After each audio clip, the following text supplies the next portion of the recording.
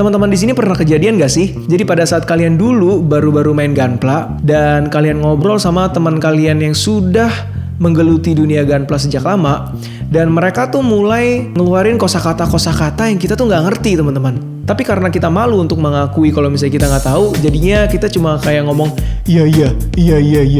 Nah itu sering kali terjadi sama gua pada saat gua baru-baru mulai bermain atau merakit Gunpla lah bisa dibilang. Jadi pada video hari ini gua udah ngumpulin beberapa kata yang mungkin bisa membantu teman-teman para pemula untuk menjadi tidak so tahu, teman-teman.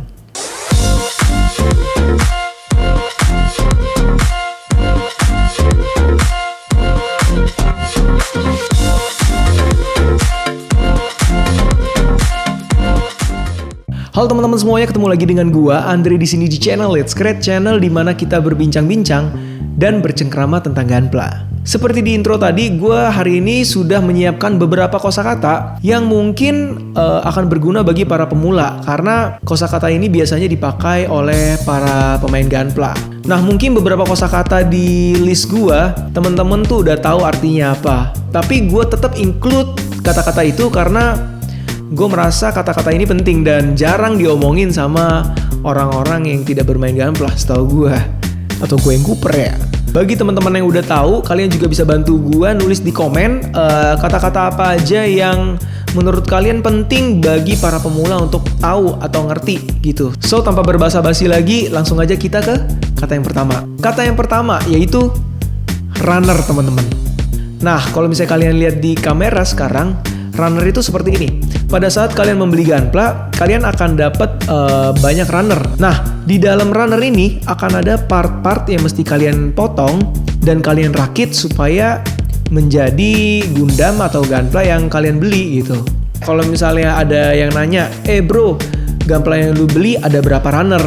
Nah, maksudnya runner itu adalah seperti ini, teman-teman. So, majority biasanya kalau misalnya semakin banyak runner akan semakin sulit untuk dirakitnya. Jadi gampang ya, runner itu adalah wadah untuk part-part yang akan kalian rakit, teman-teman. Oke, gampang ya, ngerti ya? Ngerti dong, masa nggak ngerti? Jadi boleh kita lanjut yang kedua, teman-teman. Kosakata yang kedua adalah napmark. Nah, kata ini juga sangat super sering dipakai atau digunakan untuk para builder Gunpla. Napmark itu adalah sisa runner pada part Gunpla kita. Nah, seperti yang kalian tahu tadi, balik lagi runnernya. Ini kan runner. Untuk kalian ngerakit, kalian harus potong banyak part ya. Ini beberapa udah gue gunting. Udah gitu kalian rakit. Nah, kalau misalnya kalian memotongnya tidak bersih, teman-teman, akan ada sisa-sisa plastik dari runner ini yang masih ada di part. Dan itu benar-benar tidak dianjurkan. Karena yang pertama, itu akan mengganggu atau mempersulit proses perakitan. Karena bandai itu sangat presisi banget ya kalau misalnya kalian ngerakit itu. Jadi kalau misalnya ada plastik yang berlebih sedikit atau ada kotoran apa, itu akan menghambat fittingnya. Yang kedua juga, kalau misalnya kalian robotnya udah jadi atau Gunplanya udah jadi, akan kelihatan tidak begitu bagus karena banyak plastik-plastik yang kayak nonjol-nonjol gitu, jadi tidak bagus. Nah, disitulah kenapa tools pada perakitan Gunpla itu penting, seperti nipper yang bagus dan segala macam. Tapi itu akan gue bahas di video-video selanjutnya. Lanjut yang ketiga. Di yang ketiga kita ada stress mark, teman-teman. Nah, gue juga melihat ada beberapa orang yang udah ngerakit Gunpla juga, tapi mereka nggak tahu apa bedanya stress mark dan napmark. Bedanya sebenarnya sangat simpel banget. Kalau misalnya napmark tadi itu adalah sisa plastik, teman-teman. Kalau misalnya stress mark, dia tuh partnya itu udah halus sebenarnya. Tapi karena plastiknya itu terkena tekanan, jadinya akan ada bekas putih-putih gitu loh. Tahu gak sih kalau misalnya kalian tuh punya plastik nih, udah gitu kalian cuma potek doang gitu, pasti ujung-ujungnya itu akan terlihat ada keputihannya karena tekanan yang diberikan. Nah, gue bakal ngasih lihat juga di sini supaya kalian lebih ngerti apa itu stress mark. Nah, seperti kalian lihat di sini, itu akan reflect ke overall Gunpla kalian yang udah jadi nantinya. Karena kalian bayangin aja kalau misalnya part kalian itu warnanya biru, terus tiba-tiba ada warna putih-putihnya kayak gini, kan itu kan gak matching gitu. Nah, mungkin teman-teman ada yang bilang, gimana cara menghilangkan stress mark? Stress mark itu tidak bisa dihilangkan. Ingat, stress mark itu tidak bisa dihilangkan kecuali kalian nge-repaint atau ngecat ulang Gunplanya. which is yang biasanya kita lakuin kalau misalnya kita udah bisa dan bener-bener hobi di dunia gunpla. Tapi mencegah itu lebih baik daripada mengobati teman-teman. Sama juga prinsipnya dengan stress mark ini, kalian bisa mencegahnya dengan tools-tools yang baik, yang tajam, yang benar-benar langsung motong, gitu-gitulah. Jadi kalian udah ngerti ya apa itu stress mark, dan kalian juga udah tahu apa bedanya stress mark dan nap mark. Kita langsung lanjut kosakata ke-4. Di kosakata ke-4 ini kita ada panel line. Nah, seperti katanya sendiri ya, panel line itu adalah pola-pola yang ada di gunpla kalian atau yang kalian belilah. Nah, misalnya kayak RX78 nih, kan di betisnya itu kan ada kayak garis-garis dan pola-pola yang membuat gunplanya itu lebih bagus detailnya. Jadi, kalau misalnya kalian melakukan panel lining, artinya kalian menebalkan garis-garis atau pola-pola Gundam tersebut dengan ya kalian bisa memakai marker yang tipis ataupun kalian memakai panel aksen. Nah, panel aksen sendiri itu juga ada beberapa shade, ada yang warna hitam, ada yang warna abu-abu tua, dan ada yang warna abu-abu terang, teman-teman. Kalau misalnya kalian nebelinnya mau pakai pena, kalian bisa juga beli pena yang ujungnya itu tipis, 0,05 mm kalau nggak salah.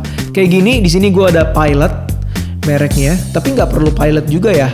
Ada juga yang Snowman, biasa orang juga pakai Snowman. Itu juga ada yang tipis, kalian bisa beli di Tokopedia juga ada kok.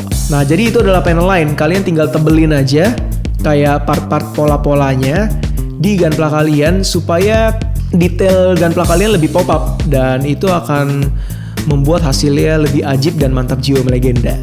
Kosakata terakhir pada video hari ini adalah seam line. Jadi gunpla itu kan perlu dirakit, teman-teman. Nah, jadi misalnya pada saat kalian punya bagian betis ada 2 nih. Nah, kalian mesti satuin tuh kan betisnya. Pada saat kalian satuin, nggak mungkin plastiknya itu menjadi satu dong. Pasti ada gap di antaranya. Ada suatu garis yang memisahkan mereka. Nah, itu namanya seam line, teman-teman. Nah, kalian lihat ya, kalau misalnya ada seam line gini kan tidak terlalu bagus. Jadinya tuh kayak gunpla kalian gak real gitu, gak menyatu. Jadi biasanya kita bisa menghilangkan seam line ini dengan semen, teman-teman. Tapi bukan semen bangunan yang biasa kalian lihat di tukang bangunan ya, bukan. Tapi semen yang benar-benar khusus hobi untuk menyatukan plastik. Nah, kalian bisa beli ini di Tokopedia juga, banyak yang jual.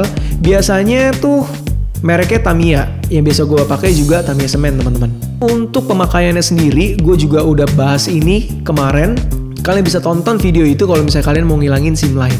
Tapi ini akan juga gue bahas di video-video berikutnya. Akan gue bahas briefly lah. So, itulah 5 kosakata ya jadinya hari ini. Itu adalah 5 kosakata yang menurut gue sangat penting di dunia gunpla. Kalau misalnya kalian mau ngobrol sama orang gitu ya, yang sudah menggeluti dunia gunpla gitu, kalian harus tahu kosakata ini. Masih ada banyak sebenarnya kosakata-kosakata yang mau gue share, tapi itu akan gue buat di video berikutnya.